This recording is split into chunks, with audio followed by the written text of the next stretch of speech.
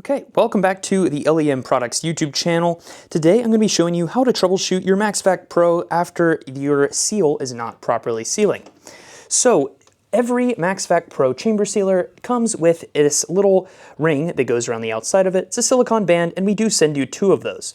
So essentially what you're going to have to do is, as this band is closed inside of the chamber vac, in a natural process of time, it just starts to compress.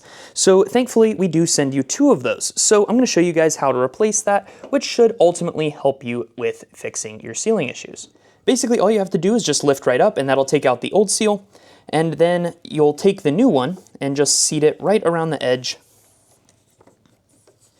making sure that it's seated nice and tight down in this little groove around the outside, and there you go, voila. That should resolve most of your sealing issues as if it's a problem with the seal. So if you're noticing that your MAXvac Pro or MAXvac Pro Plus is not quite pulling out all of the extra air, just try to remove this extra seal here and reseat it with the included replacement.